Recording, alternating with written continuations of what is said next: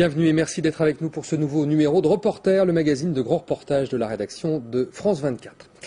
Nous prenons aujourd'hui la direction de l'Inde où vivent près de 100 000 réfugiés tibétains. Un exil qui a commencé en 1959 quand le premier d'entre eux, le Dalai Lama, a fui le Tibet après l'invasion chinoise. Près de 50 ans plus tard, une scission semble apparaître au sein de la communauté tibétaine bouddhiste. D'un côté, les fidèles du chef spirituel tibétain et du culte traditionnel qu'il incarne.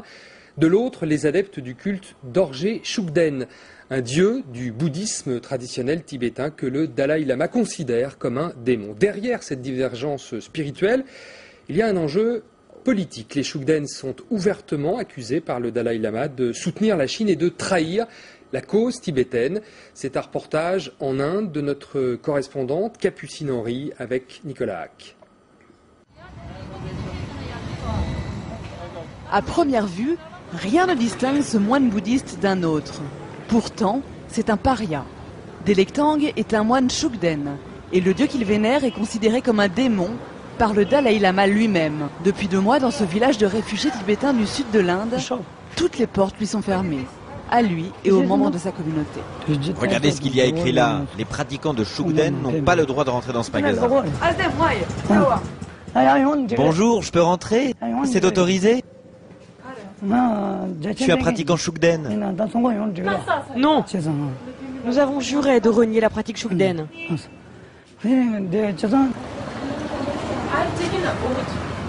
J'ai fait le serment auprès de sa sainteté le Dalai Lama de ne plus avoir aucun lien avec les pratiquants Shugden. Ils font du mal à la cause tibétaine.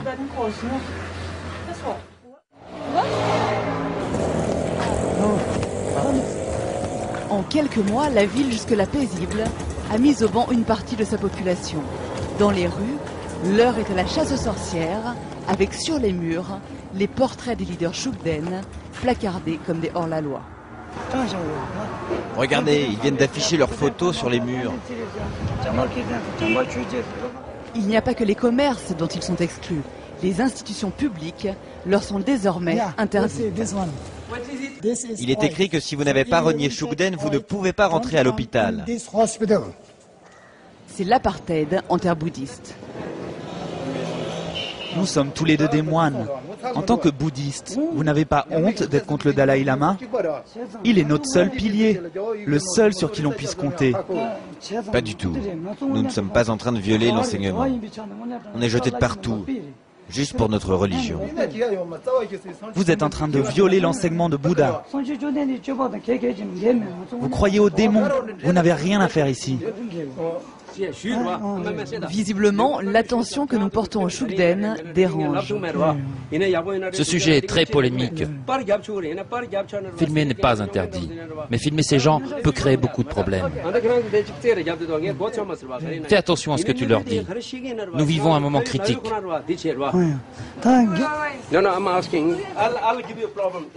Je vous le dis, vous allez avoir des problèmes. Arrêtez de filmer.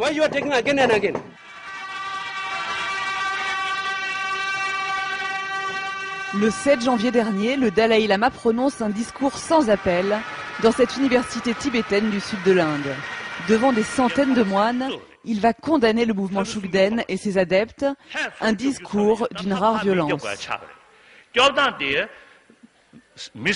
Je n'ai pas écarté les Shugden pour mon propre intérêt. J'ai mûrement médité, réfléchi, dans mon âme et dans mon esprit, et j'ai compris que c'était la bonne décision. Au nom de cette déité, des gens ont tué, ont menti, se sont battus, ont mis le feu. Il faut expulser ces moines sans hésitation de tous les monastères.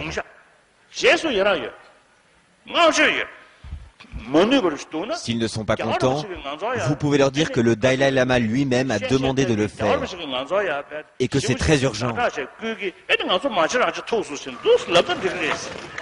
Moment historique dans l'histoire du bouddhisme tibétain et début d'un schisme qui pourrait exclure les 4 millions de Tibétains adeptes de cette religion.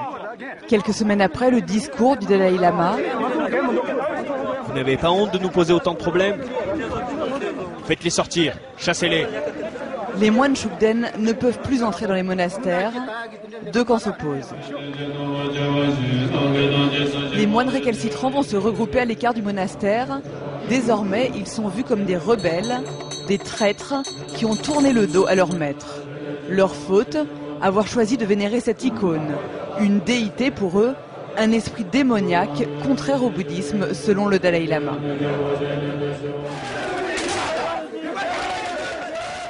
Ce matin, les jeunes moines se livrent à la pratique bouddhiste des questions-réponses. Depuis quelque temps, ces joutes oratoires reviennent sans cesse sur la décision de leur ancien chef spirituel qu'ils n'ont pas comprise. Est-ce que le Dalai Lama peut vraiment interdire une religion? Non, il n'y arrivera pas parce que nous sommes dans le vrai. C'est lui qui est incohérent. D'un côté, le Dalai Lama parle tout le temps de liberté de religion et de compassion. Et d'un autre côté, il nous interdit de pratiquer notre religion et d'ouvrir des monastères. C'est incohérent. On ne croit plus du tout en lui. Il n'est plus notre maître. Oui, le Dalai Lama est un leader spirituel. Mais derrière ce visage d'homme saint, il est aussi un leader politique. Et surtout en ce moment. Alors on ne peut plus croire en lui. Soupçon sur le Dalai Lama, ces démons seraient-ils plus politiques que spirituels? Réponse à Dharamsala, au nord de l'Inde, le fief du Dalai Lama. C'est là qu'il vit, dans ce monastère, depuis qu'il a fui le Tibet il y a 50 ans. C'est aussi là que siège le gouvernement tibétain en exil, sa garde rapprochée. Pour le Premier ministre, les Shugden sont avant tout des ennemis politiques, les ennemis de l'intérieur.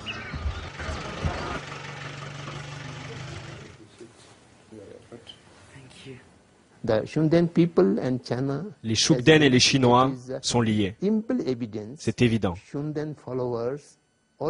Tous les pratiquants Shugden du monde entier sont tous financés par les Chinois.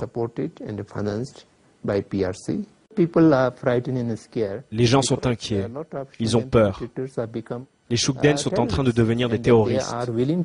Et ils sont prêts à tuer n'importe qui. Ils sont prêts à frapper n'importe qui. Il y a déjà eu tellement de cas de violence et de meurtres. Et tous ces cas sont là, connus de tous.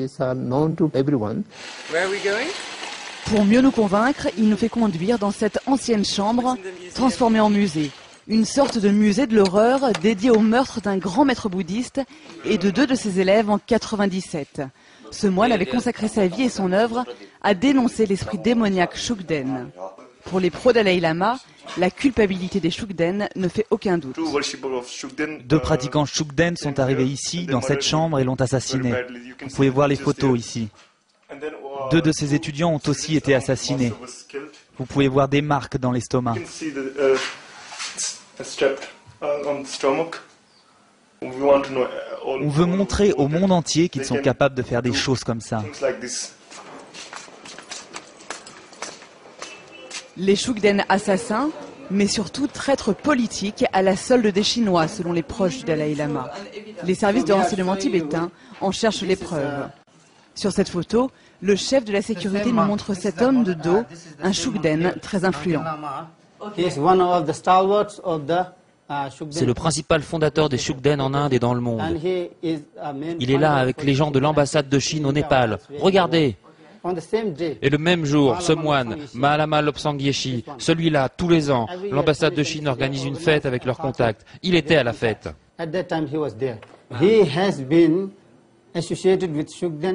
Il a été associé aux Shugden depuis très longtemps. Et il a même visité la Chine au moins 2 ou 3 fois. Il est utilisé par les Chinois à des fins politiques. L'homme de la photo, nous l'avons retrouvé.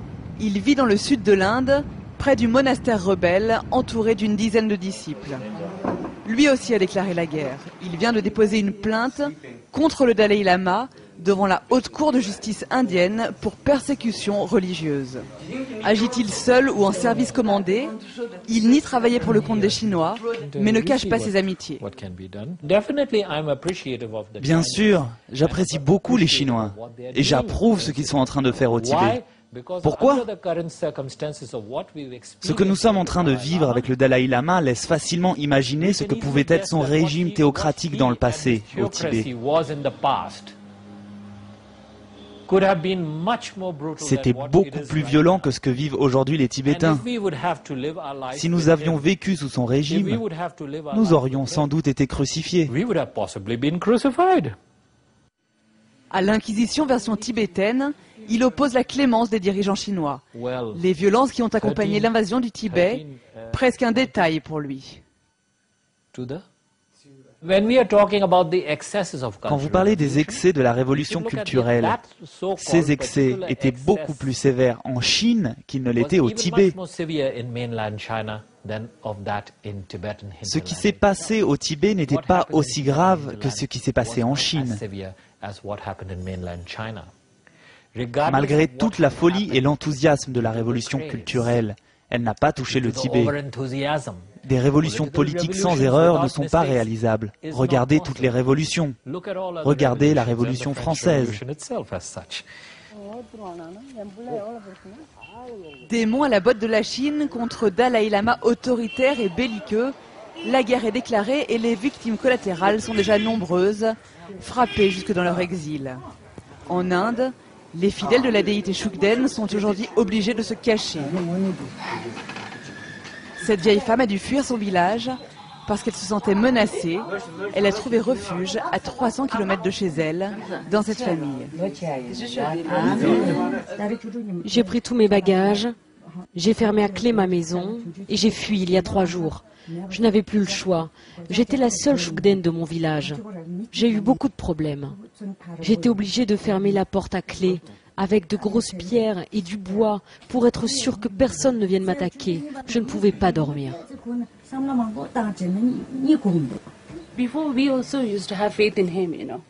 Avant, nous aussi, nous avions foi en lui, le Dalai Lama. On croyait tous en lui. Mais s'il était vraiment Bouddha, s'il était vraiment Dieu vivant, il ne nous aurait jamais posé autant de problèmes. Il n'aurait jamais posé aucun problème à aucun être humain. Mais là, nous avons découvert une autre facette de lui. On ne le voit plus comme avant.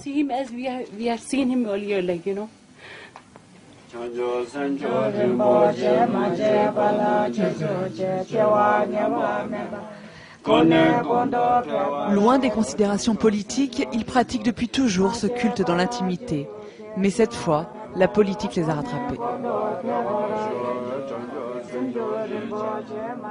Derrière cette chasse aux Shukden, il y a la peur de l'infiltration chinoise dans les rangs des réfugiés tibétains et la menace d'une fissure dangereuse dans le combat pour l'autonomie du Tibet.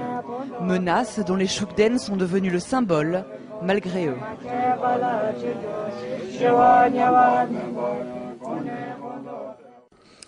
Et sur le plateau de Reporters, on retrouve maintenant Capucine Henry, notre correspondante en Inde. Bonjour Capucine. Vous êtes de passage à Paris pour aller plus loin sur ce reportage et nous dire que le visage du Dalai Lama que vous avez découvert, c'est un visage politique. Oui, exactement. C'est-à-dire que le monde entier connaît sa sainteté, le Dalai Lama. C'est-à-dire le Dalai Lama qui parle de compassion, de bouddhisme, d'unité, de non-dualité. Mais il ne faut pas oublier que le Dalai Lama est aussi un leader politique. C'est-à-dire qu'il est à la tête du gouvernement tibétain en exil, qui est basé en Inde, à Dharamsala. Et il est donc le leader politique de 100 000 Tibétains qui vivent en exil en Inde depuis 1959. Et alors, c'est pas très bouddhiste ce que je vais dire, mais on peut dire que le gouvernement tibétain est en guerre avec le gouvernement chinois et que donc le gouvernement chinois est l'ennemi numéro 1 du gouvernement tibétain en exil. Ou pour être plus politiquement correct, on peut dire que les dirigeants chinois sont les opposants du Dalai Lama. Et donc le Dalai Lama ne peut pas accepter qu'au sein même de sa communauté, il y ait une communauté de bouddhistes tibétains qui ait des liens avec la Chine. Et pourtant c'est le cas. Et pourtant c'est le cas. Il y a des bouddhistes tibétains qui ont un lien avec la Chine, notamment une communauté qui s'appelle les Dorje Shukden, parce qu'ils pratiquent un culte et ils prient une déité qui s'appelle Dorje Shukden. Et c'est en m'intéressant donc à cette communauté liée aux Chinois que j'ai découvert le visage politique du Dalai Lama. C'est-à-dire que vis-à-vis de cette communauté, le Dalai Lama a pris une décision très politique. Au lieu d'essayer de composer et de négocier avec eux, il a décidé de les bannir. Et en janvier dernier, il a décidé d'interdire la pratique de ce culte. Il a demandé à son peuple de ne plus avoir aucun lien, ni spirituel, ni matériel, avec tous les pratiquants du culte d'Orje Shugden. Et alors ce culte qui a vraiment un lien avec la Chine ? Oui, il a vraiment un lien avec la Chine. C'est-à-dire que politiquement, on va dire que les leaders, les grands maîtres spirituels de cette communauté bouddhiste tibétaine sont plus proches du gouvernement chinois que du Dalai Lama. C'est-à-dire qu'ils ont abandonné l'idée d'un Tibet libre. Ils acceptent de devenir chinois et ils acceptent le fait que le Tibet est en train de devenir une province de la Chine. Voilà. Mais il y a beaucoup de Tibétains qui pensent comme ça. C'est ça qui est intéressant de comprendre. Oui, la vue que nous en avons en Occident notamment est un peu faussée. C'est ce que vous êtes en train de dire. C'est ça. Il y a beaucoup de Tibétains qui pensent que la Chine a apporté quelque chose au Tibet. Il ne faut pas oublier que le Dalai Lama, il est quand même parti il y a 50 ans de la Chine. Il y a toute une génération qui a grandi avec les Chinois et qui se porte bien avec les Chinois. Et ce qui est intéressant de rappeler aussi, c'est ce qui était le Tibet avant la Chine. C'est-à-dire que le Tibet avant la Chine, c'était une théocratie assez moyenâgeuse, dirigée par des lamas. Donc tout ça pour dire qu'au Tibet, il n'y a pas que des gens qui pensent que... Enfin, au Tibet, il n'y a pas que des pro-Dalai Lama qui prônent un Tibet libre. Et pourtant, critiquer le Dalai Lama, c'est un sujet tabou. Vous avez eu l'occasion de le constater. Oui, c'est assez difficile. Alors déjà, pendant le tournage, on a été poursuivis par des pro-Dalai Lama. On s'est fait casser la caméra par des pro-Dalai Lama. Qui prônent pourtant la non-violence. Qui prônent pourtant la non-violence. Mais c'est-à-dire que le Dalai Lama, aux yeux des bouddhistes, c'est un dieu vivant. Mais vraiment, c'est-à-dire que c'est plus un être humain. Il aura atteint un niveau de clairvoyance et d'éveil qui fait que on ne remet pas en question les décisions prises par le Dalai Lama. Personne ne les remet en question. Et même au sein de son gouvernement, il n'y a pas d'opposition. Tout le monde est d'accord avec le Dalai Lama. Jamais aucune décision n'a été prise sans l'aval du Dalai Lama. Donc quelqu'un qui qui ose critiquer le Dalai Lama ou qui ose s'y opposer, c'est tout de suite un espion chinois et c'est quelqu'un qui gêne la cause du Tibet libre. Merci beaucoup, Capucine Henry, d'être venue sur le plateau de Reporter. C'est la fin de ce magazine. On se retrouve la semaine prochaine à la même heure sur France 24 pour un nouveau numéro de Reporter.